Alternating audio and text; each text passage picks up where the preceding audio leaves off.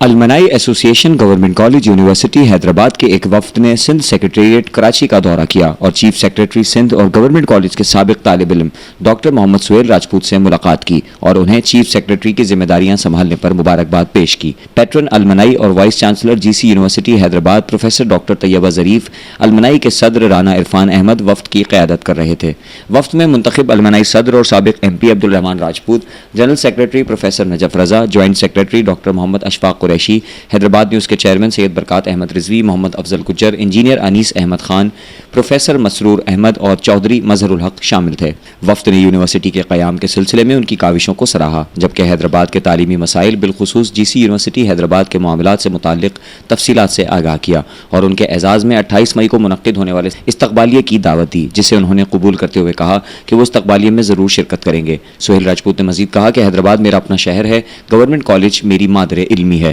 آپ کے یہاں تشریف لانے پر شکر گزار ہوں۔ حیدرآباد کے مسائل کے حوالے سے ایوان صنعت و تجارت اور پریس کلب کے ذمہ داران سے ملاقات کروں گا۔ چیف سیکریٹری نے یقین دہانی کراتے ہوئے کہا کہ جی سی یونیورسٹی حیدرآباد کے کالج سیکشن اساتذہ کے تبادلے نہیں کیے جائیں گے، انہیں یہیں رکھا جائے گا اور تعلیمی اوقات صبح 9 سے 2 بجے کے دوران میں لوڈ شیڈنگ نہیں ہوگی۔ اس موقع پر سید برکات احمد رضوی نے چیف سیکریٹری کو گورنمنٹ کالج کالی موری کی تعمیر و ترقی کے حوالے سے چیف سیکریٹری ہاؤس میں تفصیلی نشست کے انعقاد کی درخواست کی، جو کہ چیف سیکریٹری سہیل راجپوت نے قبول کر کے جلد منعقد کرنے کی یقین دہانی کروائی۔